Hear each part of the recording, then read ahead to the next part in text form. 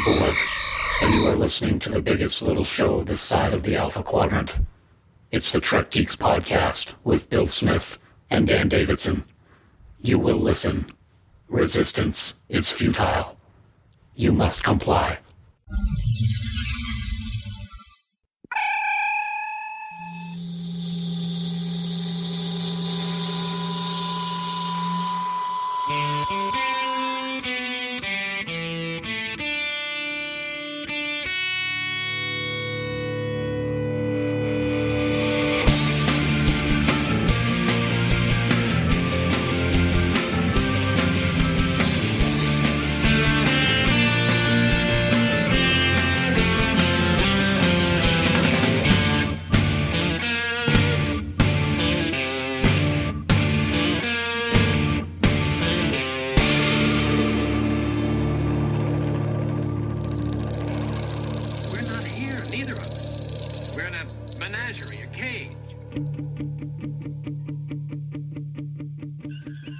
From the Podfleet Command Travel Office in northern New England, it's the biggest little show this side of the Alpha Quadrant, your independent Star Trek podcast. Greetings, everyone.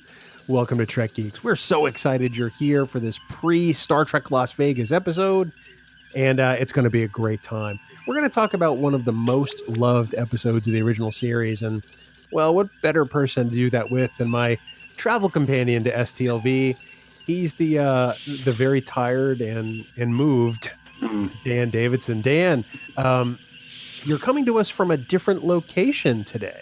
I am. The new studio is up and running at my new home, which we closed on just a few days ago. I apologize if there's a little bit of echo because the studio is not yet decorated with all of my Star Trek accoutrement.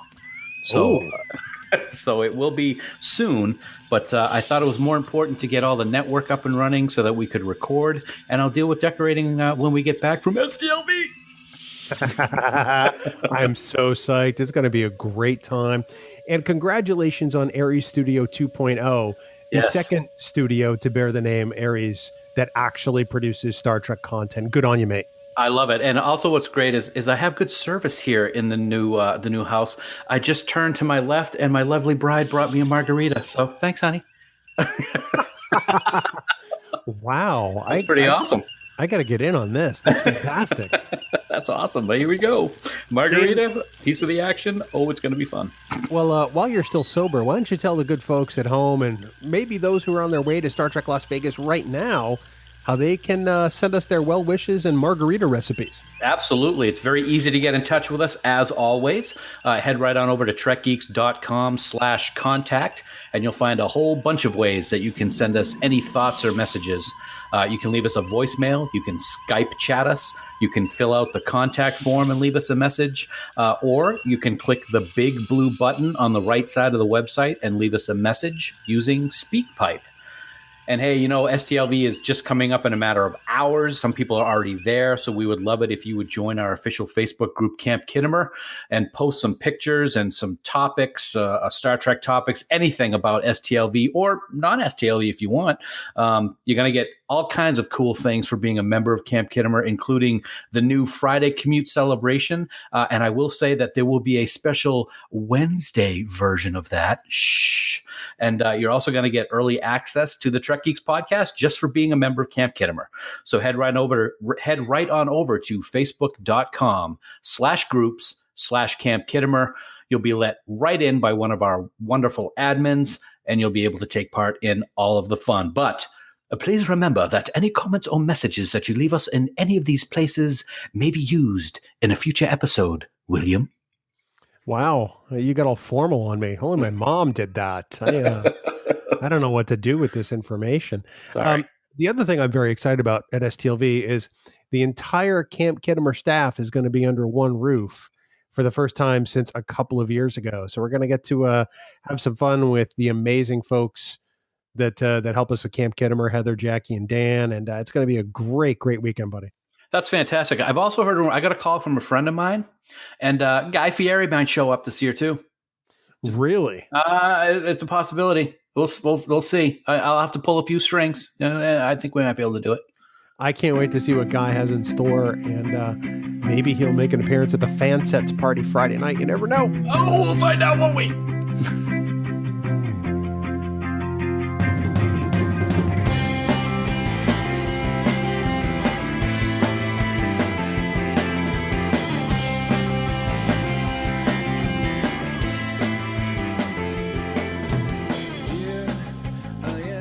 Dan, it's time for the news from TrekNews.net. Spanning the Alpha Quadrant. For all the news on all the Star Treks, yo. It's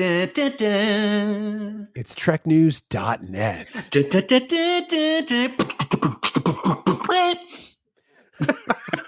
I didn't know we were going to break it down there.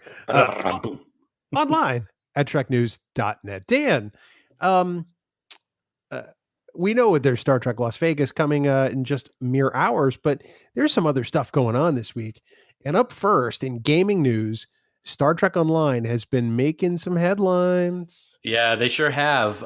We've already spoken in recent episodes about their latest expansion for Star Trek Online, which celebrates the 25th anniversary of Deep Space Nine with Victory is Life, an expansion that actually reunited several cast members to do voice work. So that was pretty cool. Well, they're still at it, as the next expansion was announced just last week, and it will be tied to the newest Star Trek series, Star Trek Discovery. It will be called Age of Discovery, and lending her voice talent will be the one and only Cadet Tilly herself, Mary Wiseman. And she's not actually a cadet anymore, is she? I guess we got to figure that out. Well, who knows where this takes place? It could take place while she's still a cadet. Well, it's actually interesting that you say that, sir, because I have an official expansion description for you right now. Oh, let's hear it. Age of Discovery opens in the year 2256, just after the battle at the Binary Stars. In the wake of a brutal war against the Klingons, Starfleet captains must face Jula, matriarch of the House of Mokai and sister of T'Kuvma, who seeks to alter the destiny of the Alpha Quadrant. Players will need to rely on the help of fellow Starfleet Academy cadet Sylvia Tilly, who has come home to assist with training and see them off on their first assignment. From there, they'll journey to iconic locations from Star Trek Discovery like the dilithium mines of Corvan II, explore the new experimental Crossfield-class starship, the USS Glenn, and defend Starbase 1 from a fearsome attack by the Klingon House of Dagor. Wow. As usual, Star Trek Online is killing it. I can't wait to see this expansion. It's going to be fun. There's some really cool things there. I'd love to see the Corvin 2 thing. And well, we all know, well, those of us who watch Star Trek Discovery know what happens to Starbase 1. Yeah, absolutely. And you know, I got to say, we've talked about it a little bit. We haven't gotten to play Star Trek Online as much as I would like, of course, with the move and everything coming up or just taking place, but I totally plan on it. And anybody who has not played Star Trek Online, you got to check it out. It is fantastic. It completely immerses you into the Star Trek universe, and I can't give it enough thumbs up. It's awesome, and I can't wait to get back into it. That's awesome, buddy. Up next from the cool things I would like to have department is an interesting new product for, I don't know, maybe listening to Trek Geeks or discovering Trek. I like the way you think, man. Yeah, our friends over at Think Geek, who really have awesome Star Trek merchandise, just released, Bill, get this, the Vulcan wireless earbuds. That's right, the earbuds that are $39 come with an inline microphone and one-click button to answer and end calls, adjust volume, and control music, just like any normal earbuds were. But they are specifically color-matched to Spock's Vulcan skin tone makeup from the original series. And they come with 3 sizes of silicone ear tips so that you can be a Vulcan listening to your favorite podcast. I think this is just very cool. And according to ThinkGeek, when it's fully charged, or when they're fully charged, because there are 2 of them, you'll be able to get up to 5 hours of talk or listening time. So that's kind of cool. The picture's quite funny. So you can actually, if we got these early enough, we could be sitting on the plane with Vulcan ears listening to things on the way to STLV. If we had played our cards right, we could have had Vulcan ears that didn't have earbuds. True that. True. Did you just true dat me while you were drinking your margarita? I did indeed. Yeah, you're going to need a couple more of those. I think that's pretty exciting. It's interesting that they matched it to Leonard, because it's going to look like you've got two-tone ears, which I think is cool. Don't get me wrong, but that doesn't mean I'm going to not get them. You look pretty good with your Vulcan ears last year, I must say. I got to tell you, that was one of the most fun things I ever did, having Lisa Hansel and Tim Vidito, who did the makeup on Star Trek Continues, do my Vulcan ears and brows for last year. It was a bunch of fun. And if I were cosplaying this year, I would consider it, but maybe next year. All right. I like it. Dan, speaking of STLV, as it is looming ever closer, and it's about as close as you can get without actually being there, we are truly ecstatic and excited for the second annual FanGeeks Party with our friends at FanSets. And as we saw announced this week and a couple of weeks ago, and as we've been talking about since time immemorial, it seems, because the wait has been forever, we are going to have a special pin for all attendees that come to the party. Yeah, it really is good. And we can talk about it every week, even after the party is over, because they're just awesome. Very special second annual FanGeeks Party pin. Everybody who comes to this party, which will be Friday night, August 3rd at the other room at Caesar's Palace from 8 to 11 p.m. Pacific time, will get one of these amazing pins. It looks just like the iconic Welcome to Las Vegas sign that everybody has seen in Vegas and in the movies. The guys at FanSets did just a remarkable job on this pin to commemorate this fantastic evening that you and I are going to MC, and we're going to be giving away so much stuff. I can't even tell you about it. Least of which, as we've talked about, will be an autographed William Shatner autograph series pin from FanSets.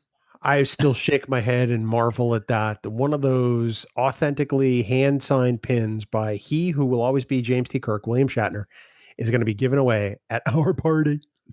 It is, and like we've talked about, it's not a facsimile. It's not like he signed one and then they just made 100 copies. He signed 100 of these pins when Lew and John and Dan got to meet him a month or so ago, and they are going to be for sale, a certain number every day at STLV in the vendors room.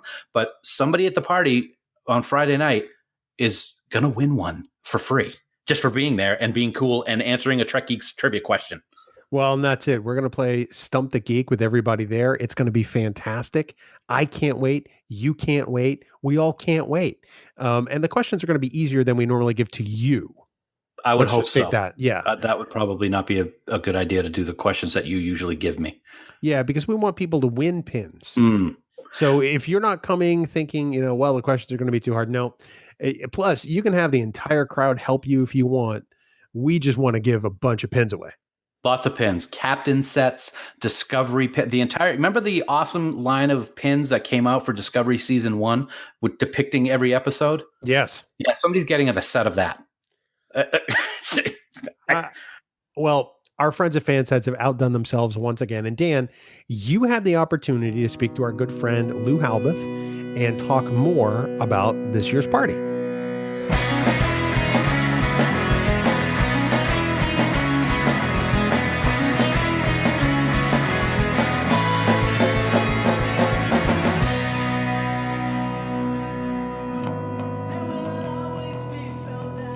So, well, here we are. We're less than we're in single digits for the trek out to STLV for the big convention coming out there. And as everyone knows, we're going to be having a special party while we're out there in Las Vegas. And I thought, who better to bring on to talk about that party than the one and only Lew Halboth from FanSets. Yes, Lew is here with us right now. We're going to talk about FanGeeks Part 2. And Lew, my man, I am looking forward to this party like you would not even believe.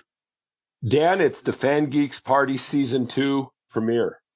It's a one-episode thing, but we're going to go out of our way to make it the best single episode in the history of parties on the Las Vegas Strip. Thank you for having me on behalf of Dan and John.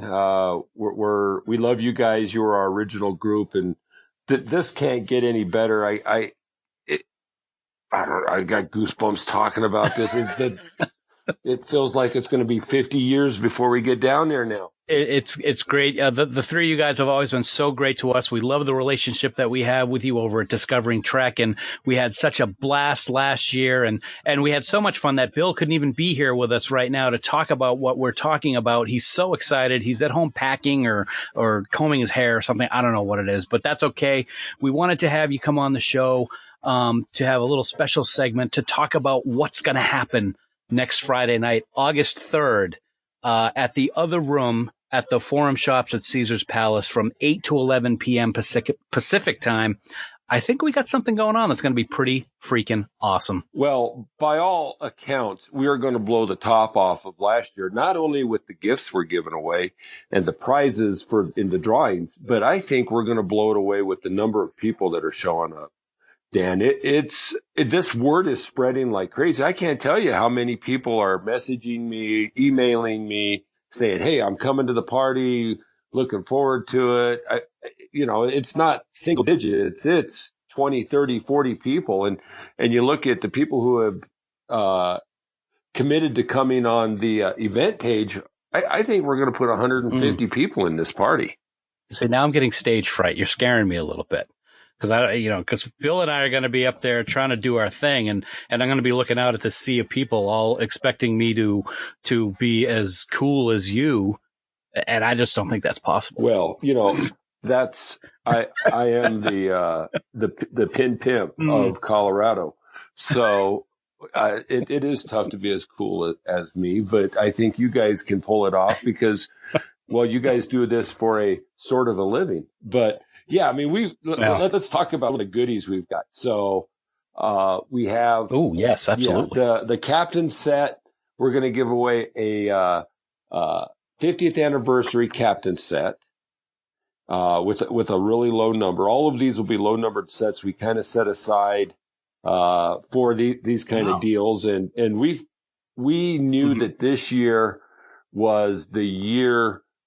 You remember last year, Dan, when we were riding over and you guys were in the back of the van that didn't have seats in it, and I was shaking the wheel back and forth, and you and Bill were bouncing off the sides of the van. I wish that would have been. I remember that. Been the best karaoke you guys have ever done if you could have sang during that. But you remember on the way over there, we were like, God, I hope 10 people show up. So we're just not looking at each other, and they just kept coming and coming and coming. Well, I think this year we're going to crush that. And this year we knew that this is where we drive the stake in the ground for the party so that it's there for years to come.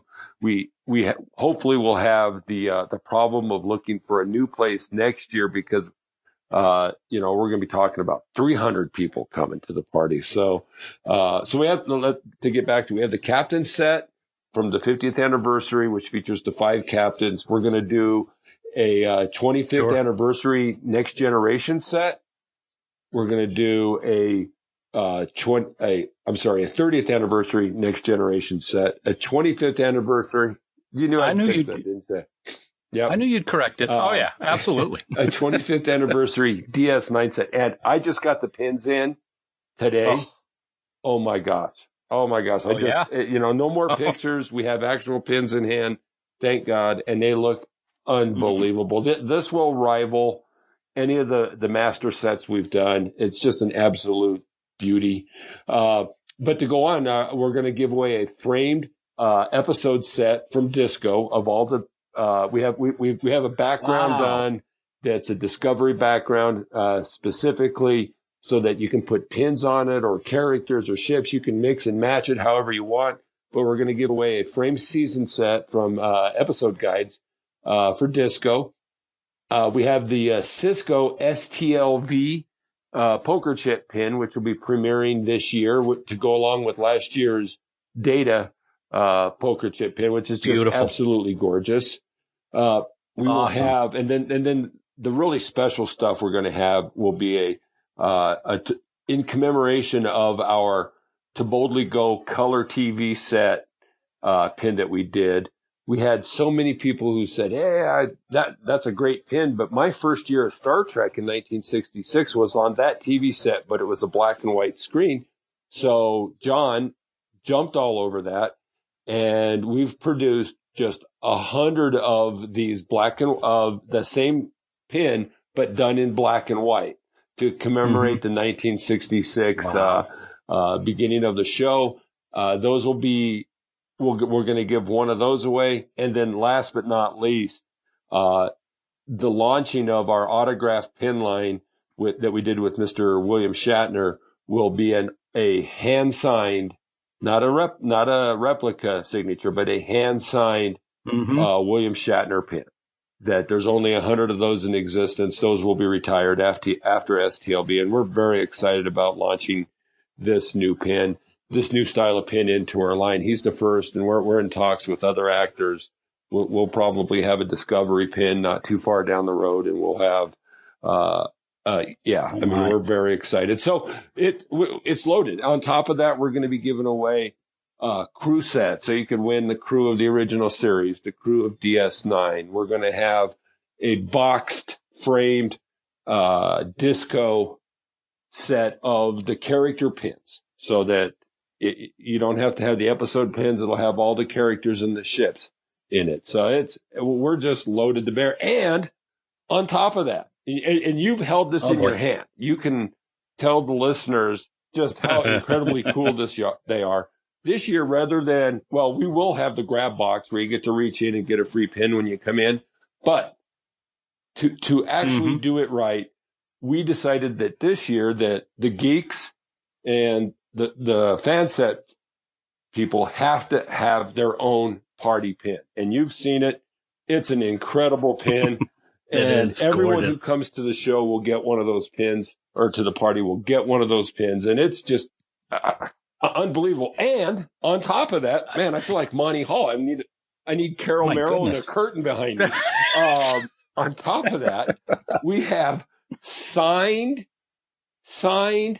copies of books from Mr. Dayton Ward that will be given away. Yes. What? Some of this stuff we have actual lithograph from John Eves. And let me tell you, I mean, these guys have turned out, people are turning out saying, hey, how can I get something in to deal to give away?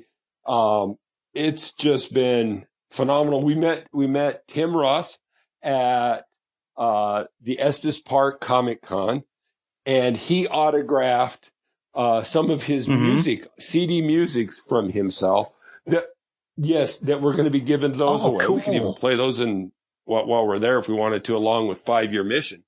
But so I mean, that's fantastic. I don't know if there's going to be time for you guys to actually talk, because we're going to be giving away so much stuff. I don't know. Overwhelming. Nobody wants to hear us talk. Yes, they have to listen to us every week, right? People love to hear you guys. So I don't know, but I will. Well, thank you. I appreciate that. What's amazing as you're going through this list is just we've all talked about the quality of the pins. These are just unbelievable sets that you're talking about. And I will say also that Bill and I have had the pleasure and opportunity to hold and see and feel the special FanGeeks Party. And I got to tip my hat to you guys. It looks just like that famous Welcome to Las Vegas sign, and it's got FanGeeks on it, and it's the second annual. And both Bill and I are extremely humbled to be part of this. We love it. We love the fact that we now have this pin that we'll have each year that we do the party. And we can't wait to have our Star Trek family all together at this only Star Trek party on the entire Las Vegas Strip. That's just mind-blowing in itself. It's going to be a great, great time. And we hope everybody comes to the party. If you're listening to this podcast, invite a friend. If you're at STLV, bring somebody with you, because we're going to blow the roof off Caesar's Palace. Caesar's Palace is going to have permanent air conditioning when we get done. No roof. It's going to have a skylight.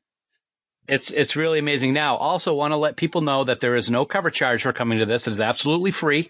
They're going to have discounts on drinks and food at the other room. So like Lew said, come on by. We'll have a great time. It's going to be all Star Trek. We're going to have Stump the Geek with the audience. That's how you're going to win some of these fantastic things that Lew had mentioned just a little while ago. So again, just a reminder, the other room at the Forum Shops at Caesar's Palace. It's going to be Friday night, August 3rd from 8 to 11.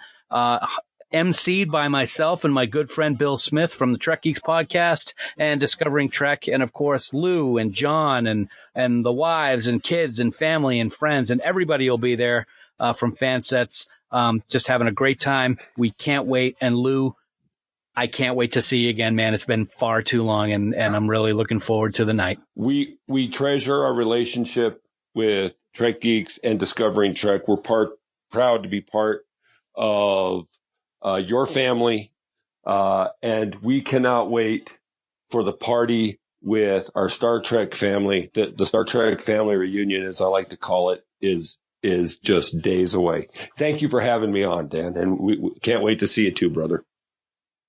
My pleasure, man. Just a few days' time. Yep. Here it comes.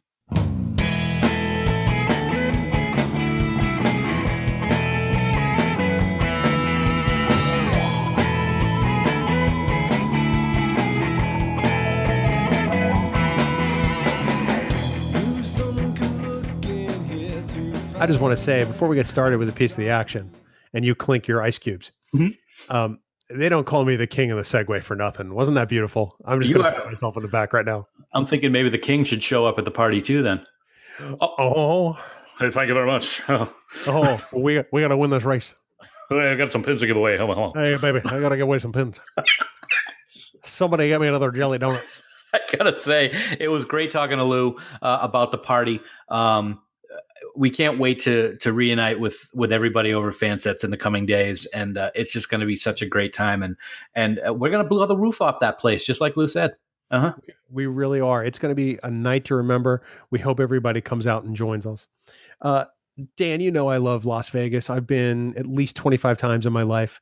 You know I love the history of the mob and organized crime in Las Vegas and in general. And what better episode to send us off on our way to the city in the desert than a little mob episode in the original series itself. And of course, I speak of a piece of the action. This is probably one of those episodes that is universally loved for the most part. Would you agree?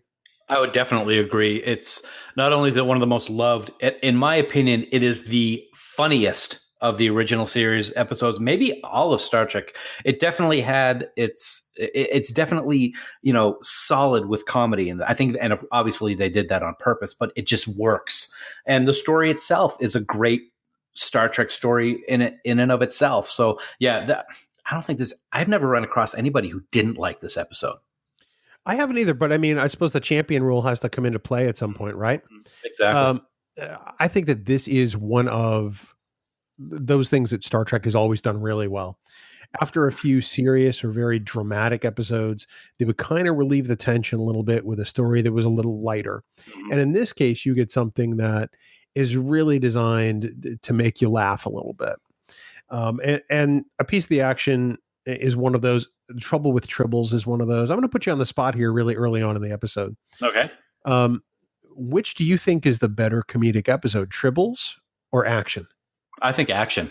Really? I really do. I mean, there's so much nuanced humor in this. I mean, just the way that Kirk, the looks that Shatner gives as Kirk in so many of the scenes, how he talks about, when they first call down right at the beginning of the episode, and the guy says that they can, transport down to the intersection with the yellow fire plug, and Kirk's like, oh, yellow fire plug, it's going to be hard to explain. I mean, just those type of things throughout the episode, the banter back and forth, the fact that Spock can't get the right wording right? Check. And just all of those things. I just love it. I think it is the funnier of the two. That's interesting. For me, I always think Tribbles has been a little funnier. Partly because Kirk is a little more over the top as Kirk. Mm-hmm. And not necessarily as Kirk trying to be Chicago gangster Kirk. Now, don't get me wrong. It's funny. It's hilarious. I love it. Mm-hmm. I'm not saying that I dislike it in any way, but for me, it's always been the other one. So I find that interesting that you feel that particular way. One of the reasons I feel that way is Tribbles there's some hilarious parts of that, but you're right. Kirk is over the top Kirk, but also he's just such a jackass to what's the guy's name? I'm drawing a blank right now. The guy who's basically telling him that it's his fault that the grain was poisoned. Commissioner Barris. Thank you, Barris. Yeah, and I mean, it's just like he's like over the top ridiculous in my mind. But all the things in Piece of the Action are just great. I love the wardrobe. I love Vic Tayback as Krakow. Everything in this episode works for me, and the humor is just an added bonus. This is one of those episodes where we don't necessarily need to dive in on the episode. We can literally just talk about favorite moments. So one of the things we did prior to recording this episode is we put a post out on social media saying, what's your favorite moment? Because this is one of those universally loved episodes. Mm-hmm. And I figure we can use that as the springboard for our conversation. You've brought up one of them just now, and that is Vic Tayback from the TV series Alice years later. Yep. As Jojo Krakow. He is absolutely fantastic in this episode. This is the first time I ever saw him in anything. So when Alice started in the 70s on CBS, I remember saying to my mom, hey, that's the guy from Star Trek. But I think that they cast the mobsters in this episode absolutely perfectly.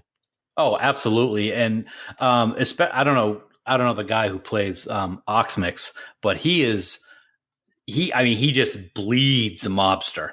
The way that his voice is very deep and kind of scary, and he's always got a toothpick in his mouth, and he's playing pool, but he's not playing pool really because he just takes the ball and puts it wherever he wants and then just hits it. And sometimes he doesn't even hit the cue ball. Sometimes he hits one of the other balls. It's just you don't want to mess with the guy.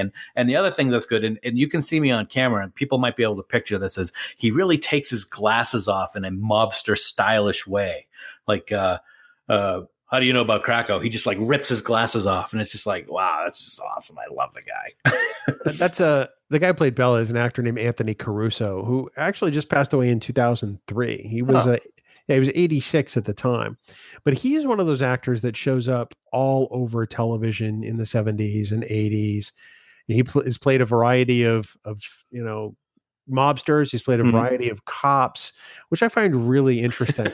That is interesting. Yeah, he's played just about everything, and he turns up in some of the most memorable shows of all time: Bonanza, Rawhide, Perry Mason, wow, The Addams Family. So we're talking like real golden age of television stuff. Gomer Pyle, Star Trek, obviously, Green Acres, Nanny and the Professor. Oh, okay. This guy's resume is just a cross section of television. He stopped acting in 1990. So I think that's really fascinating. Lots of voice work too, especially for remember the old Hanna-Barbera show Yogi's Space Race? I remember it so vaguely that I barely remember it. He did voices in Yogi's Space Race. So I mean, wow. He's clearly an actor that has done a lot of stuff, and he's just perfect casting as Bella. He gives you that Chicago mobster that you expect. Mm-hmm. Absolutely. And I love how he's able to, obviously he's a good actor. He did so many things, but just the little jabs that he throws in, kidnapped him, you dope. And then he calls Spock a dummy. And it's awesome.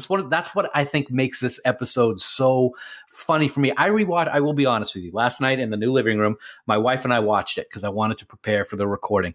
I was in stitches listening to parts of these different parts of the episode. That was one of them. When he kidnapped him, you dope. I'm just dying because it's so not something that you would expect in Star Trek, but it works so good in this episode.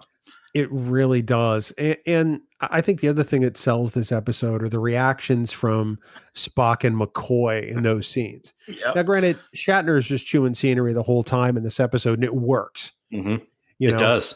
But what really sells it are the reactions behind him, especially Spock, because you want to talk fish out of water.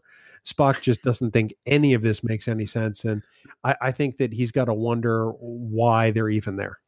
Well, one of the best aspects of that is when they're being held prisoner by the thugs, and he's going to start talking about the card game from, I forget what planet it was, but Spock's like, Captain, I am familiar with the what goes on, and Kirk's just like, Spock, And that's a perfect, what you just said is perfect. That's a perfect example of that.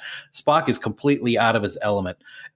And what makes it even better is when he tries to fit in, when he's dressed up in the zoot suit and he's got the machine gun and he's trying to talk with the slang. It just works perfectly in this episode. So you mentioned the card game. Let's go there, because that, of course, as you can imagine, is a huge favorite of just about everybody that's seen this episode, and that's Fizbin. Mm-hmm. I have never been able to explain the rules of Fibsin, but apparently Quark thinks he can. Yes, he did. He did. Was it the Ascent? He talks about it. It was. Yeah, absolutely. And that's a great throwback from that episode to the original card game. And we've talked about the rules of the game and how Kirk contradicts himself like almost instantly when he's trying to explain the rules of the game to the guy that he's setting up to knock out so that they can escape. I think it's hilarious. See, I've never looked at it as him contradicting himself. I'm looking as he's just talking off the top of his head because this guy isn't following a word. He could have said that the sky was brown and this guy would have hinged on his every word. So yeah. I think that for me, I can see why you see it that way. And I guess I don't necessarily disagree, but I've always looked at it as Kirk just using a different kind of word foo. I can definitely agree with that. And of course, for people that have seen the episode 1,000 times like we have, and not that we do this, but to hinge on every single word that's being said. Oh, he just said something that was completely not what he said a second ago. I don't look at it like that, but I just think it's funny that he goes, if you had gotten a jack, then that would be a problem. But then he throws a jack and he's all excited for the guy because he got another jack. People can't see your face. I can for the first time, and just the look on your face, I love it. Sold that almost as well as Shatner did. That was fantastic. Thank you very much. No, you're welcome. Another one of the absolutely legendary scenes in this episode is, James T. Kirk may be an excellent starship commander. ... Yes. The driving scene. And it's a gag. I mean, let's be honest about what this is. Mm-hmm. This is not anything that propels the plot along, but this is funny and it's worth the price of admission. Yeah. And I've never seen somebody pop the clutch so many times going down the street as Kirk does in that car. And it's another opportunity for Spock to throw humor in when he's not trying to throw humor in, which is why it works so perfectly. Especially when they're leaving. And they're they need to get somewhere, and Spock is literally hesitant about getting back into the car. And Kirk's like, no problem, I got it all taken care of. And the first thing he happens, he throws it in reverse by mistake again, just like he did the first time he got in the car. Just awesome. One of the things that I appreciate about Spock throughout this entire episode is the way he just follows Kirk's lead. Yeah, it is not logical for him to do that. Mm-hmm. But he goes with it, and it makes for one of the greatest comic elements that Star Trek has ever had. Yeah, I know, right? Right? Check. Yeah. Even let's not talk about the planet for a second. Let's talk about what's going on in the Enterprise. Scotty, Jimmy Doohan, is hysterical in this episode because he has no idea what the heck Kirk is talking about, and the look on his face and just the things that he says. It's perfect. It's perfect Scotty. I loved it. It really is. I love that you hear Jimmy Doohan twice, or it's two different characters in this episode. He's also the voice of the radio commercial. There's a bang bang. Yeah. When Spock and McCoy get to the radio control, you flip this switch and here we go. Okay. I'm going to tell you something. I never knew that was Jimmy Doohan until just right now. Yeah, Jimmy did a lot of those type of voices, even like some of the aliens, like the the aliens at the beginning of Spectre of the Gun. The Metrons. No, that's Arena. Oh, that's right. Sorry. Yep. Oh gosh, now you throw me on the spot. Stump the geek question. But Jimmy did a lot of those episodes and did even more episodes for the animated series too. Mm-hmm. But yet we digress. Jimmy's performance as Scotty in this episode is just absolutely legendary. I love it, especially when they start beaming the other mob bosses in, and he has no idea what Kirk's talking about. Yep. You're going to find the guy on the other end of the heater. The blower.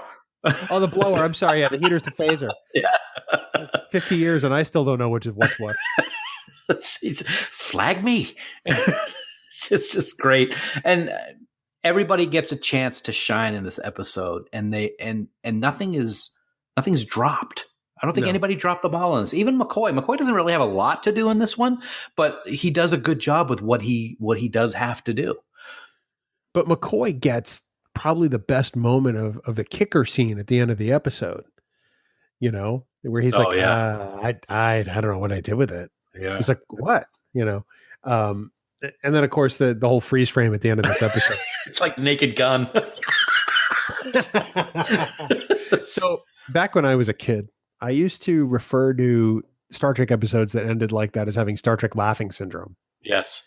And it doesn't necessarily do it in this episode, but the freeze frame is so egregiously long that I expected them to just start doing this.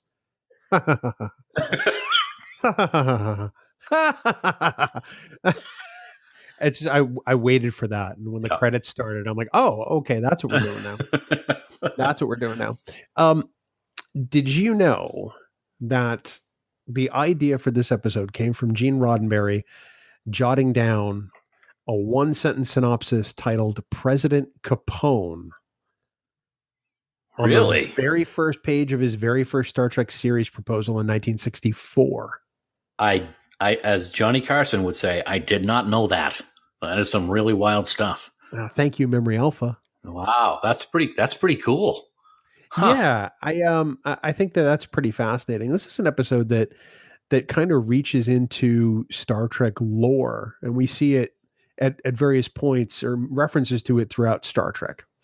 So, you know, in Deep Space Nine, we see a Daedalus class model of the USS Horizon, which is pretty cool. Travis Mayweather has a hardbound copy of Chicago Gangs. Wow. Yeah, in his quarters, which is the same book they had on the UCS Horizon. Yep. We see some site-to-site transport here, which is pretty cool. Yep. But if you remember this, and you may or you may not, I don't know how big a gamer you were back in the day, but the entire plot for the Star Trek 25th anniversary video game on the Nintendo gaming console is born out of this episode.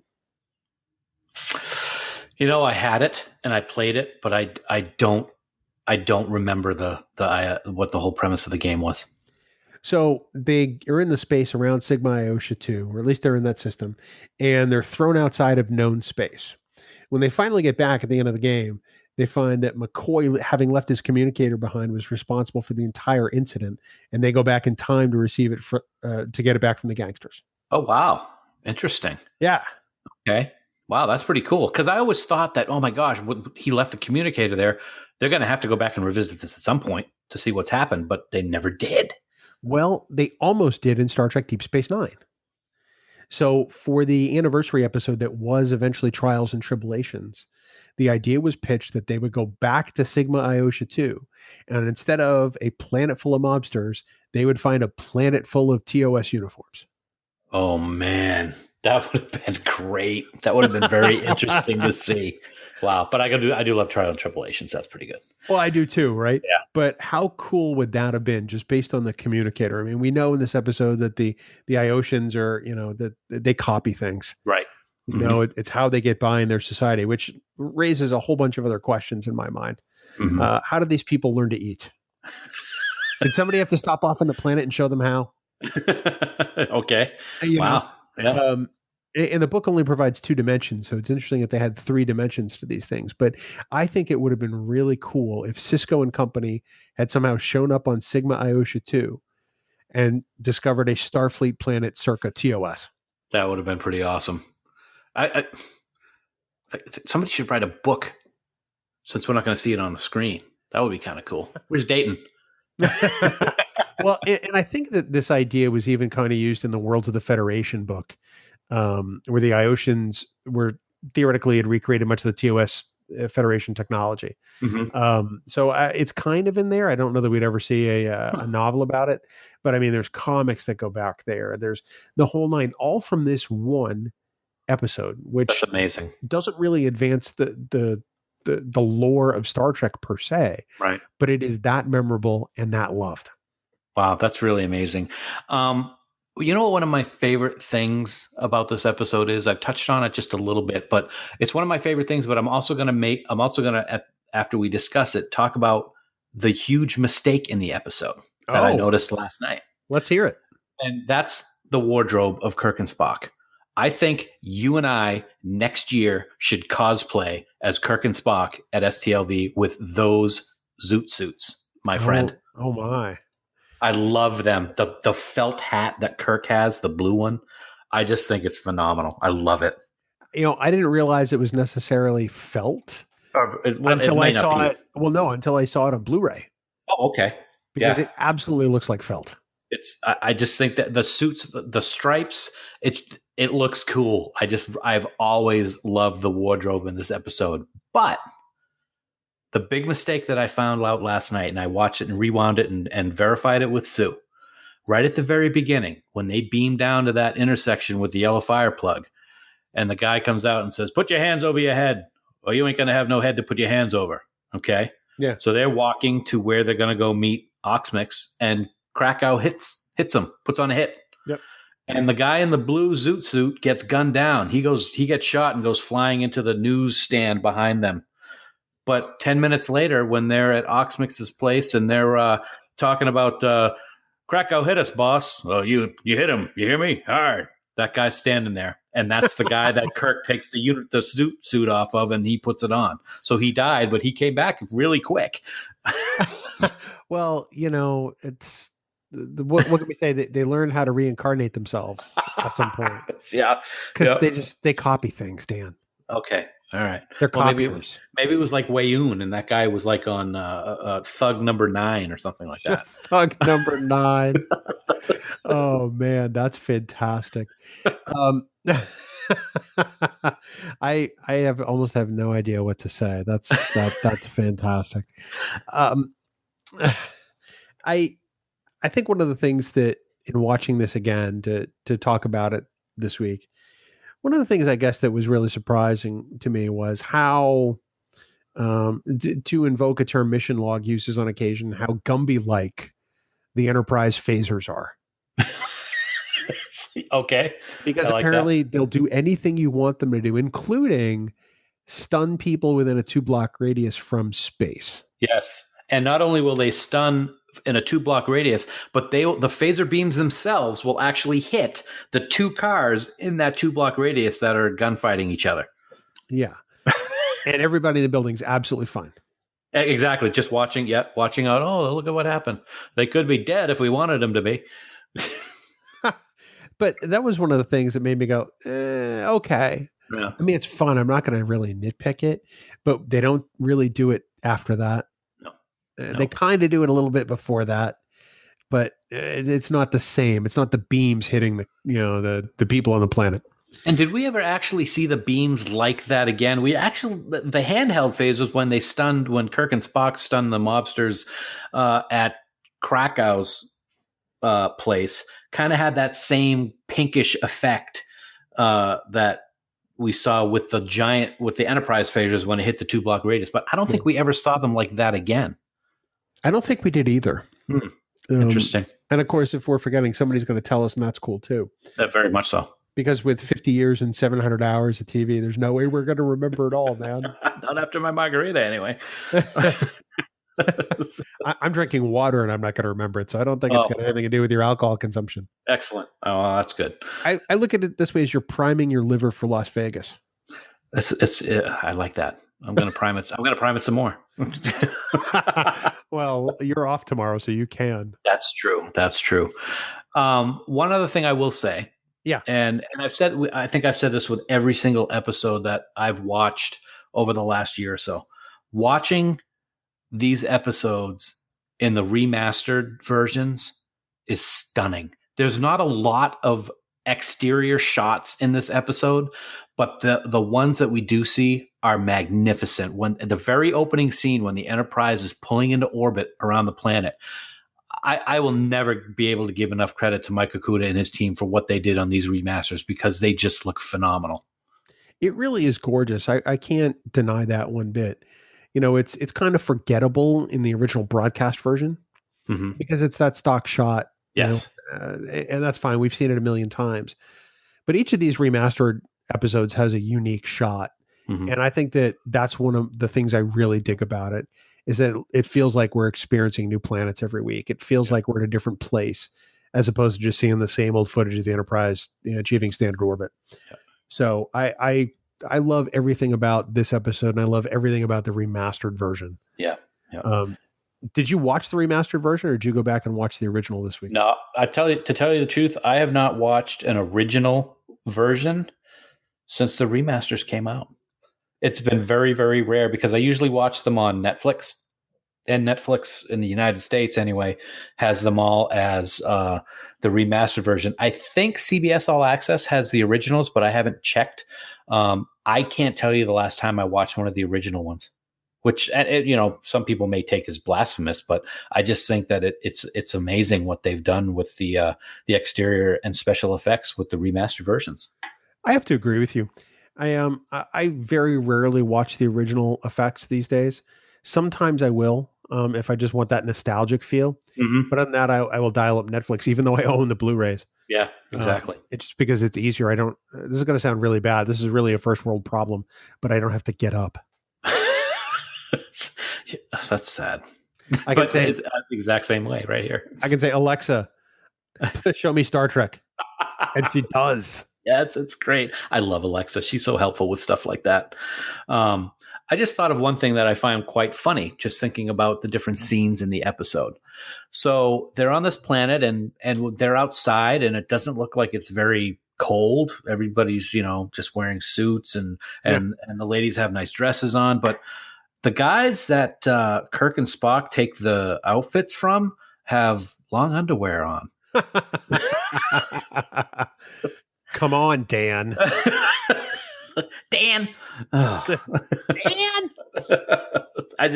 It's things that pop into my head every once in a while like that. I got a lot of room in there. There's lots. It's cavernous. Kind of like your new Airy Studios. Yeah, it's very echoey. I like that. That's okay. Yeah. It's that you could use that as a warehouse, dude. Oh, well, then I'd be like Sigma Iotia II and copying someone. I know, right? Really? I forget where we were. This episode just makes me happy, Yeah, it does. It's interesting that Sulu's not in this episode at all. No, he's not. That's right. Walter Koenig as Chekhov has one line of dialogue. It's the smallest speaking part he's got in the entire original series. Do you know what the line is? Entering orbit of Sigma Iotia II. Very close. I should have made this a Stump the Gate question. Approaching Sigma Iotia II, Captain. Thanks. That's it. Close enough. And Billy Blackburn's character, Hadley, actually gets a name in this episode. Hadley. Yeah, that's what I just said. Oh, I thought you were asking me what his name was. We'd seen him before, and he'd never had a name. Was he the guy behind Kirk? Behind Scotty. Oh, behind Scotty. Excuse me. Yes, that's correct. Yeah.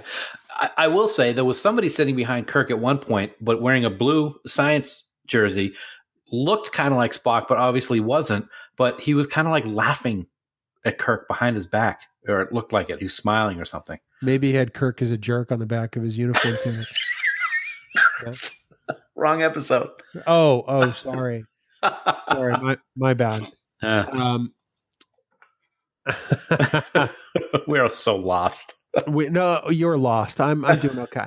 I think it's the margarita talking. One of my other favorite scenes, and we've talked many times before about how Star Trek and kids just don't mix. Right. However, one of the best scenes in this episode is a scene that involves a kid. It is a good scene. Yes. So Kirk and Spock, need to get past the guards at the front door. And this kid comes up and offers to help them. And he puts on the works. I mean, I wouldn't believe this kid if he were there. I'd be like, yeah, kid, I'm going to shoot you. Daddy, I hurt myself. It's like, oh, Spock, that's us. Come on. Sonny. Yeah, Sonny. Sonny. So 1920s. Who in the world calls their son Sonny? Yeah, see, Sonny. All I can think of is that Bugs Bunny cartoon with the mobsters. You know the one I'm talking about? Yes, I do. Yep. Shut up, rabbit.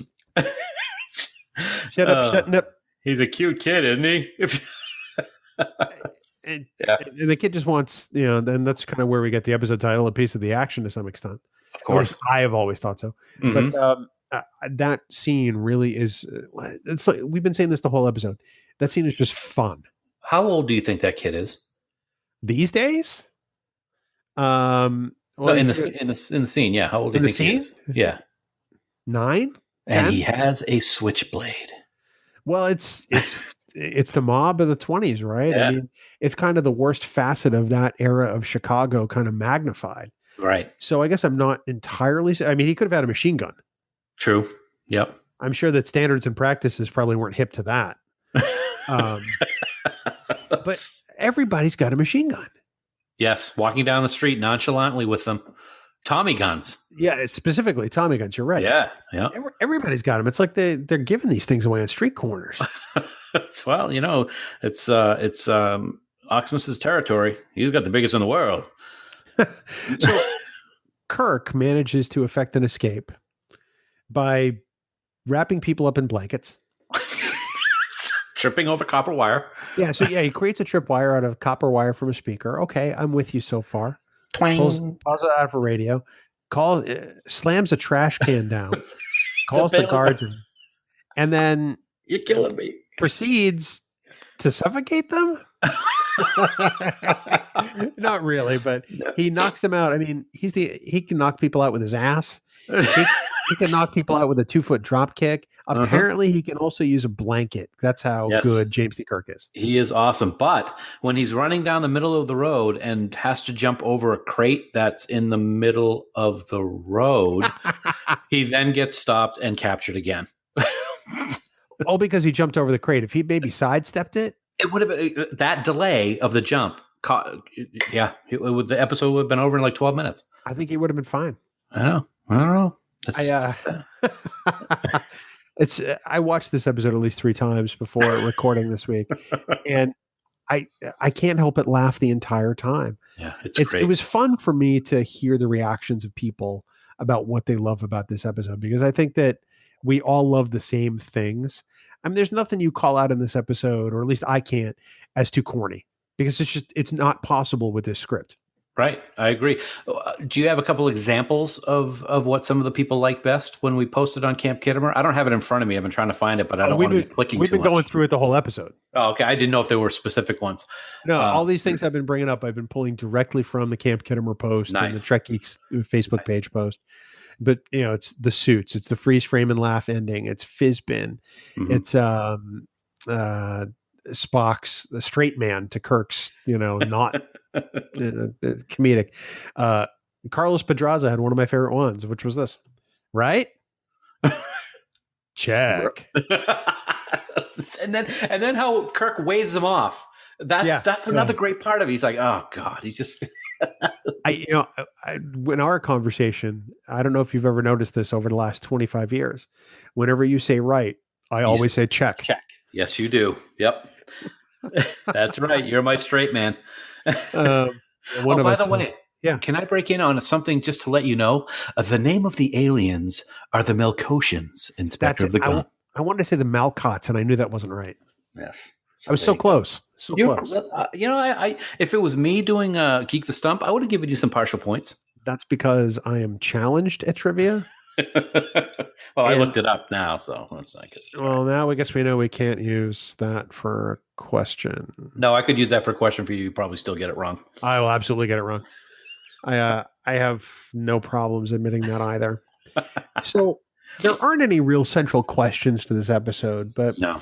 It's one of the things that I think is interesting to consider is, would this episode have worked as well if it had been any other time frame or period of history? So what if it weren't the Chicago mobs of the 1920s? Well, the reason that we're doing this episode tonight is because we're leaving for Vegas in a couple of days with STLV. I think this would have worked as a mobster type Vegas story. We saw how great they did stuff with Vic and in Deep Space Nine with the 60s mobs, Bada Bing Bada Bang, which we did last year for STLV, is a perfect example. I think that would have worked. Anything else, I'd have to really put some deep thought into that to see if it would work in some other type of genre. But Vegas, I think, definitely would have worked. I think that's true. I think the only other one it could have possibly worked in is a Western style episode. And it might have come across in my mind a little bit like Back to the Future 2.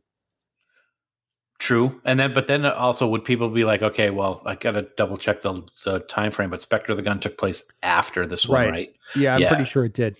Yeah. But either way, I mean, you probably couldn't do 2 Western episodes, and that's fine. Yeah. But Spectre of the Gun is actually one of my favorite episodes because it's fantastic. One of the first ones I remember seeing. Mm-hmm. Yeah, it's really good. Let me ask you this in terms of no central questions, but this is something that I thought of last night as the episode wrapped up. We know that the Horizon was there 100 years ago. Is it really the responsibility of Starfleet to fix what the Horizon contaminated the planet with so long ago? I think it is, but I don't think it's Captain Kirk's job. That's why I say Starfleet. Well, but in that instance, he is Starfleet, right? I think that it belongs to Starfleet Command to try to neutralize the effect that the contamination has had. But you reach a point, I think, and maybe I'm wrong, I don't know, where I don't think you can ever undo it. Right. And I think that by the time 100 years has gone by, I think maybe they're past it. I don't know. What do you think? Well, that's why I thought, because I'm like, okay, so unfortunately, because radio waves took so long, the Federation didn't get the message for 100 years, but yet they feel that they have to go in and fix something. It's been 100 years. It's not going to be undone. You can't undo it. Whether it was done, whether it was wrong that it happened 100 years ago. So trying to go in and fix it, it's like the episodes that we've seen in every Star Trek series pretty much, where they're going to go in and they're going to take people and displace them and bring them somewhere else because a treaty with the Cardassians was signed, or the Shellyak want their planet back. It's not something that you can just do overnight when somebody's been entrenched, so to speak, in their way of life for such a long time. And this, I think, was a good example of that. I have to agree with you. Plus, I mean, you have to consider that at least at this point, after 100 years have gone by, that's a few generations, Yeah. Already there are, entire eras of people that have been raised in this culture, progressively, and you don't really get to change that overnight. I mean, it's got to be a slow change of some sort, at least in the evolution, because I imagine it wasn't an overnight thing for the Iotans. No, and what's great about this is it was 100 years, but they never evolved past the Chicago mobs of the 20s. Like, they never got, they're still driving the Model Ts. They don't have Porsches and stuff now over 100 years. Right. Stuff. It just, they're stuck in that time frame because, like you said, because they copy. They don't know how to do anything themselves.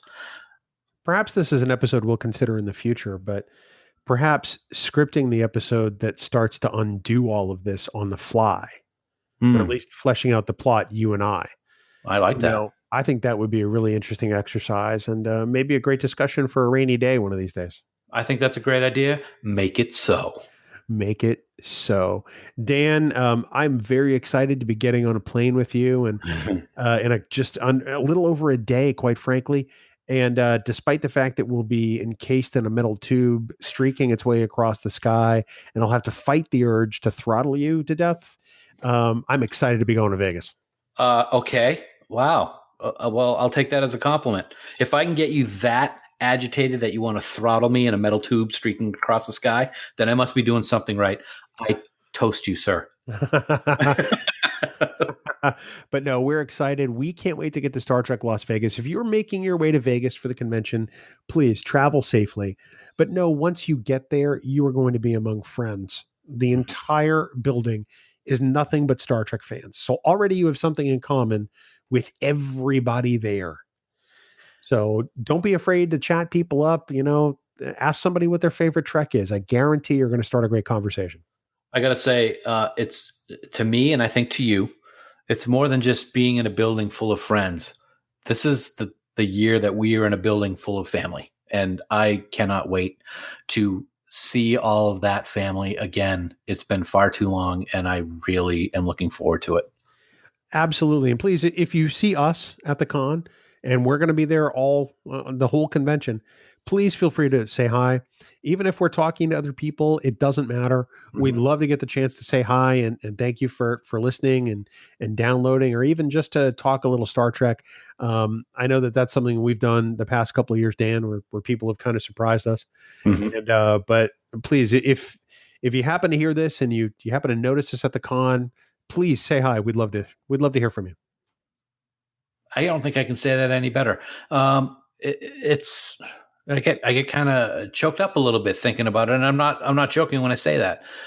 As it gets closer, I get more excited because of what you just talked about. People coming up to us, just surprising us, and having conversations that we have had over the last few years when we're out there. And I can't wait to see what the next chapter holds in just a few short hours, my man. Can't wait. And we hope that everybody listening to this has a great convention weekend. And if you're not going to the con, you want to see what's going on, check out our social media. We'll be all over it, especially during the FanGeeks Party Friday night, August 3rd. Dan, we would be incredibly remiss if we didn't thank our dear friends, the band 5 Year Mission. Did you know, Dan, that we are giving away 10 copies? I said 10. 10. Not 9, not 11. No. 10 copies of their brand new album, Year 4, at Star Trek Las Vegas, probably on Saturday. But, I'm stammering just thinking about it. Definitely want to keep an eye on social media for that, because we're going to announce that we're somewhere and you got to find us to get a copy. That's right. And we're gonna be hiding. So you're gonna have to really search for us. No, I'm just kidding. We're not really gonna do that.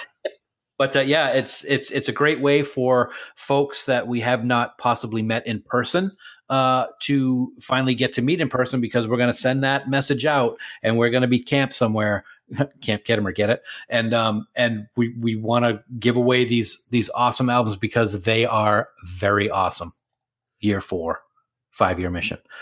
Speaking of 5 Year Mission, Bill. Yes. I gotta say, I was doing some checking. This guy, he's a tough cat, that's for sure. You know, he owns the largest territory in the whole world.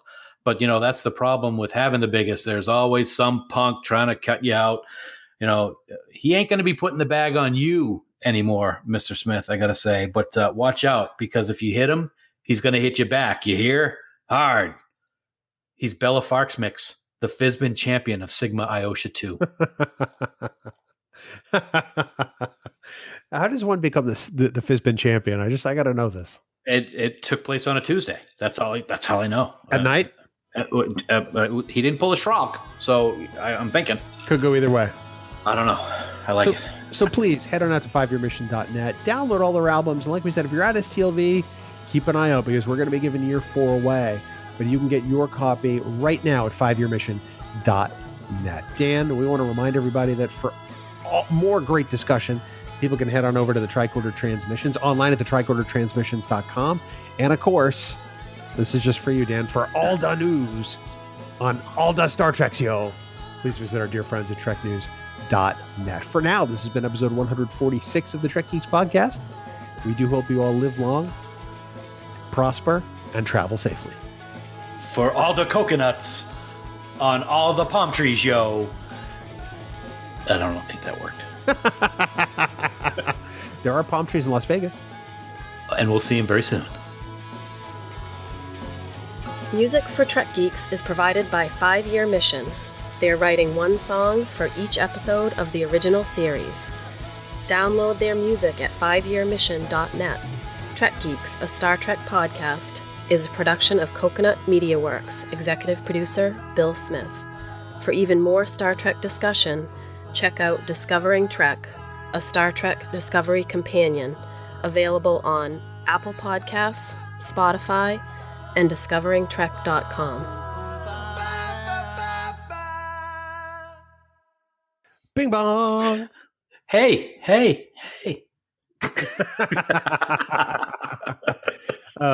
You got a wee bit of echo, laddie. A little bit of echo because I got a new house that doesn't have any furniture or decorations in it.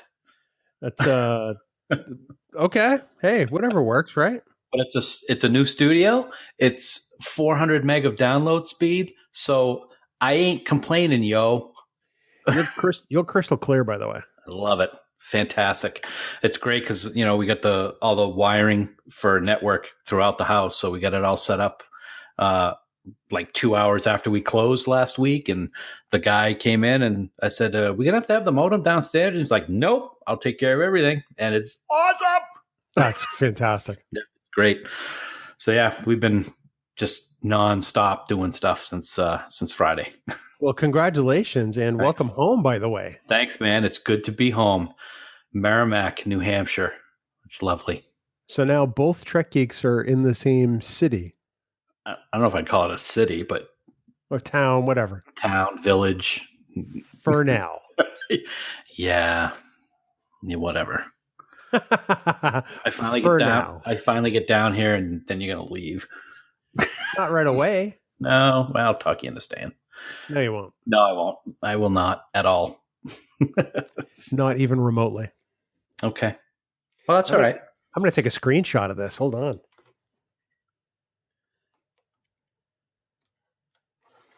Let's see how that came out. All right.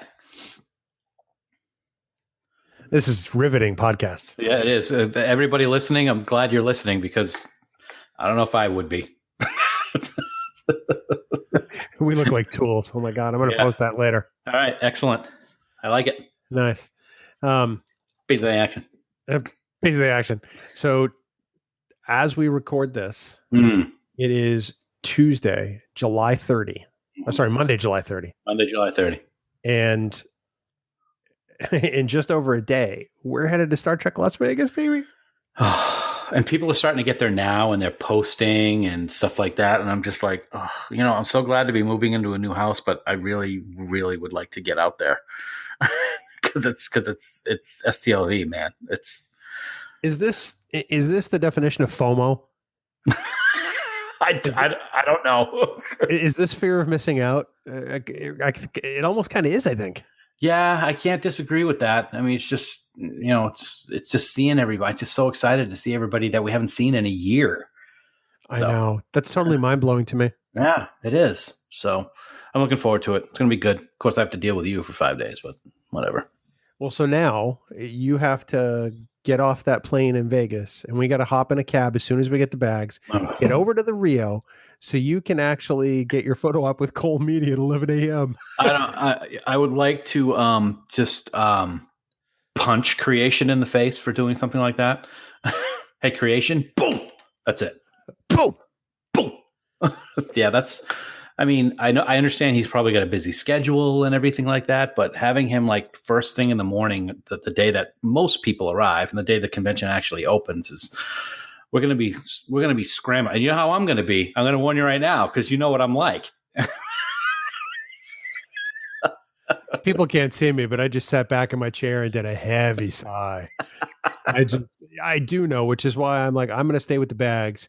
You go, you get in the con, you get in line to get your photo, and then we'll sync up afterwards. Yeah, I'll take care of everything while you go get your photo done. All right. That works, man. You're the best. What choice do I have? I don't know. And so, of course, now, because you know me, I don't even know why I'm like this, but I'm like this. So I'm in my closet now. Everything's packed, by the way. Everything's packed. But I had a couple of extra shirts that I didn't pack. So I'm like, okay, which one can I change into so I can get it with the picture with comb? so I'm going with my blue Trek Geeks. No, just the Delta. That's the one I'm going to take with him. Nice. Yeah. Well, with my Deep Space Nine 25th anniversary pin on the other side. Oh, I like that. See? Always thinking. Well, always is a bit of a stretch, but okay. Well, I'm always thinking, but it may not be making any sense. Well, that's pretty true all the time.